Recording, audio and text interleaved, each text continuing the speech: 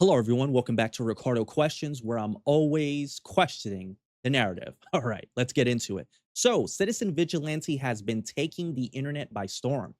The actor by the name of Army Hammer plays a vigilante who snaps and starts hunting criminals in Europe. He hunts down anyone that breaks the law or people who are morally corrupt or don't have respect for their country or neighbors. He's also coming after migrants who don't assimilate. And that also involves stabbings, sexual assault, gang violence, while the system protects them. It's stirring massive controversy. Some call it a wake up call on crime and elite denial, and others slam it as exploitation and propaganda and hatred towards migrants. As for my quick take, it's pretty much a straight up gritty vigilante thriller. It did remind me of several films, by the way. It reminded me of Death Wish, a 1970s film, Too Old to Die Young, Taxi Driver, You Were Never Really Here, and Boondock Saints. And the reason why I mentioned those films is because they're very similar. They're all dark, they're all gritty, but they also involve vigilantes taking the law into their own hands because the system is not getting the job done. And it doesn't really rely on heavy action, by the way. It's very subtle. It does nail the frustration that people feel when authorities fail to act. And as a fiction, it dramatizes real issues effectively, I must say, but it heightens it for impact. It is a movie at the end of the day. I don't think it's a perfect movie by any means. I think the movie could have gone more in depth and highlighted more societal issues. I would say that's my biggest critique, among other things as well. But also, let's look into the facts instead of just being emotional about this situation.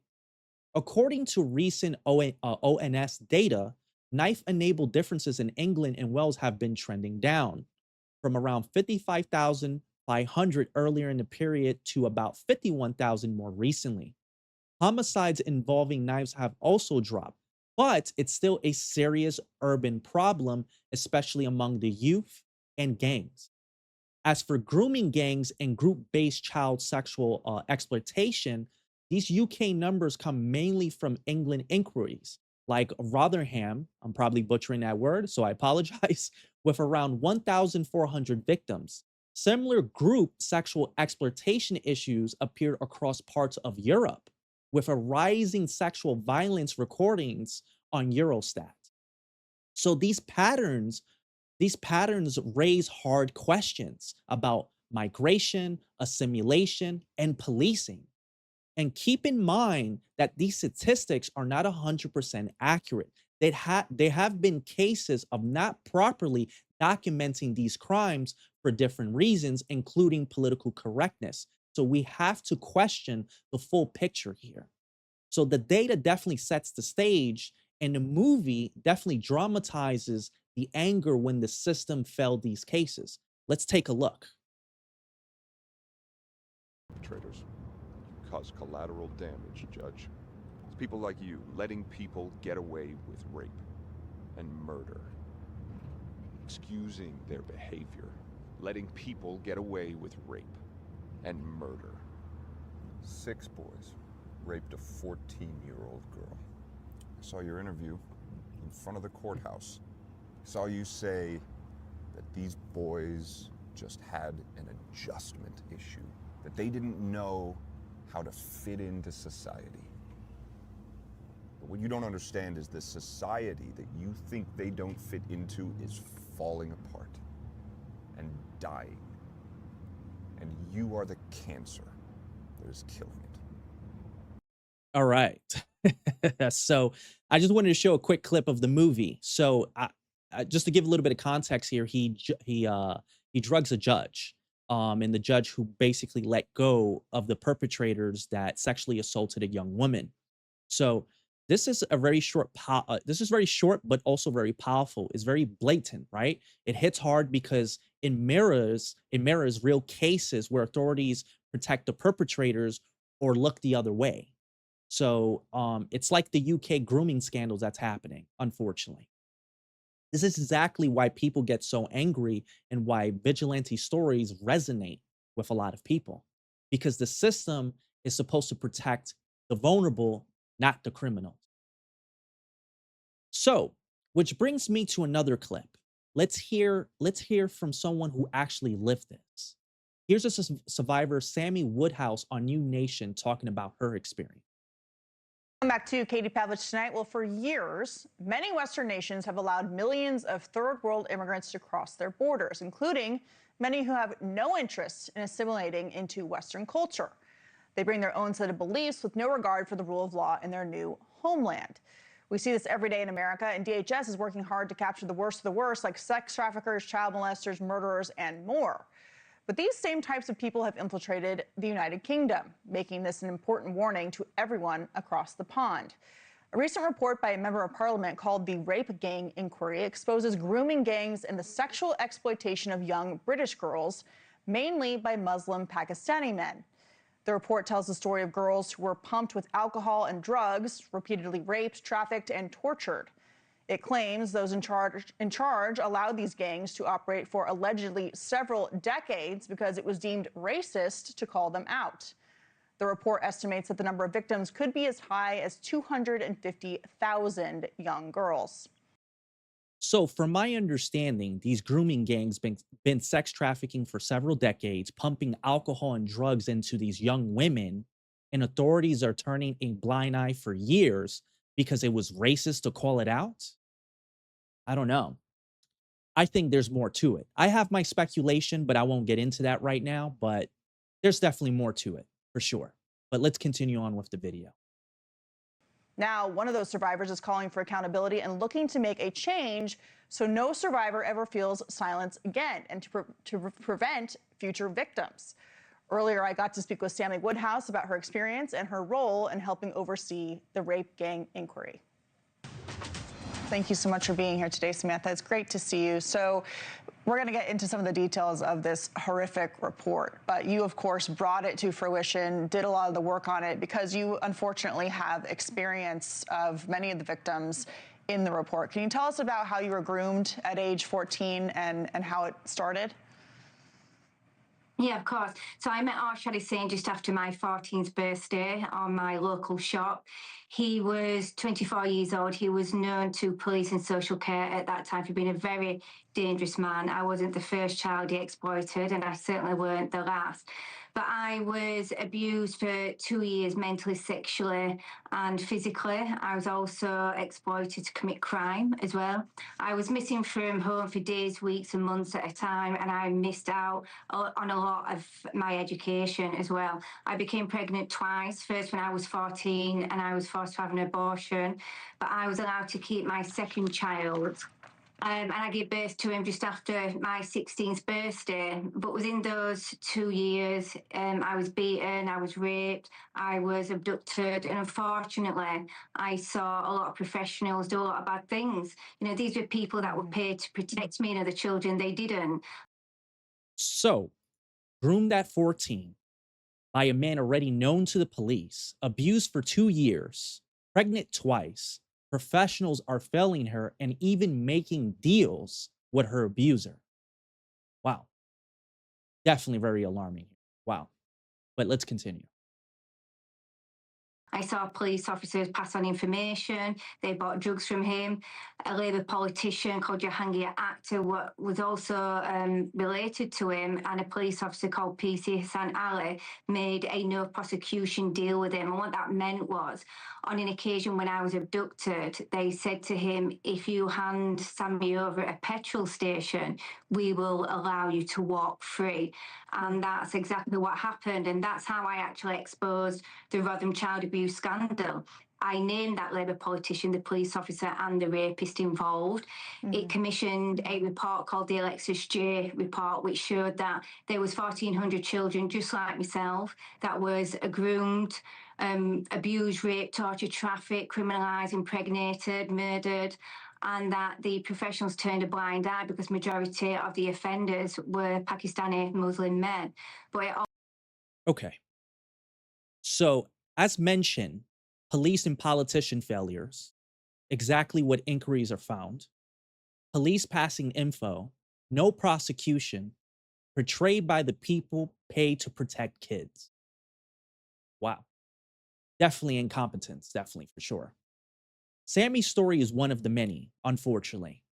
Official inquiries like the 2014 J report on Rotherham documented at least 1,400 victims in just one town.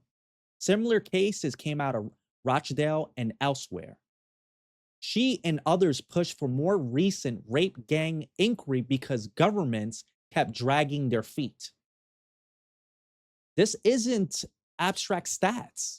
These are real women who had their lives destroyed while institutions looked away. The movie Citizen Vigilante captures this exact frustration people feel when the system fails victims for years. Now, let's take a look at the political and inquiry side.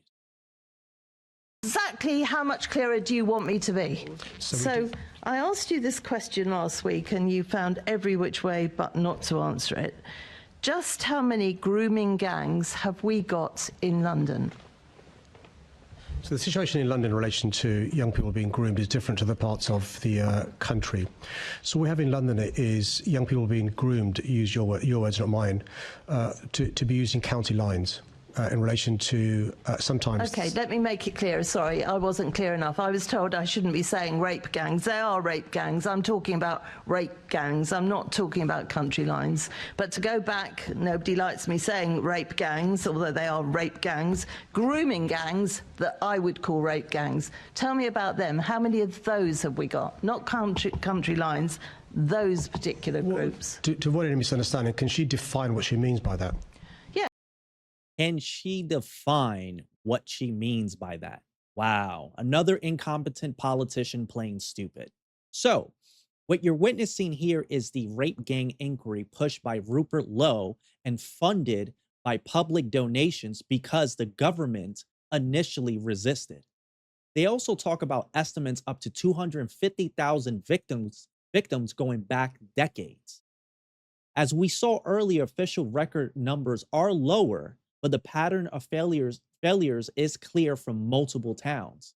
Now, it is good to see some accountability being demanded here, criminal investigations, compensation for victims, and using parliamentary privilege to name names. Yes, if you look at what's gone on in Rotherham, where there are people taking young girls, grooming them for sex, that is what I'm talking about.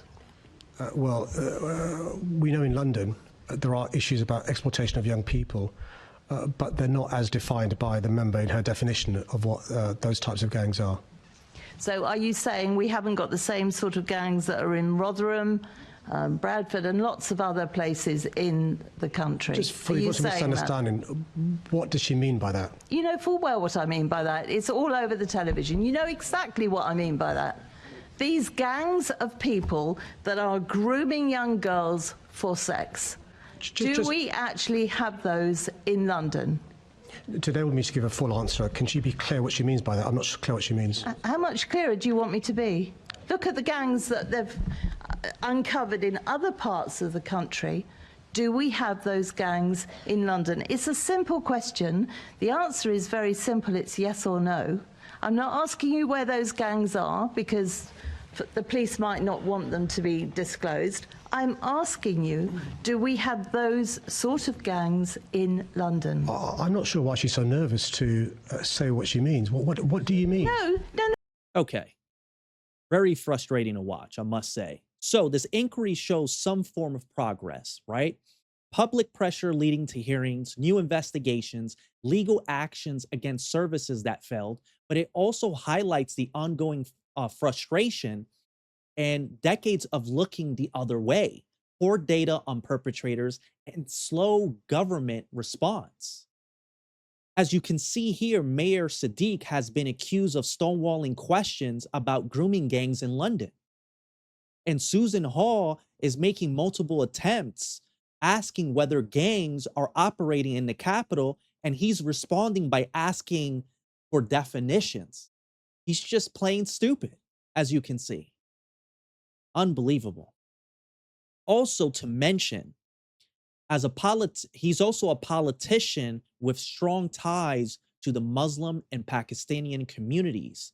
So calling out the grooming gangs, which is many documented in UK cases, involve predominantly Pakistani heritage men could hurt him politically and lose support. So that is the reason why he's playing stupid here. A lot of politicians from different backgrounds do the same thing when it risks their base. It is what it is.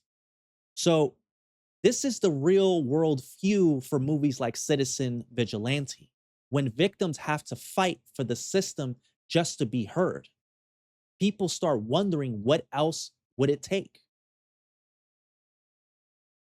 Anyway, to wrap up the European picture, let's look at one more case.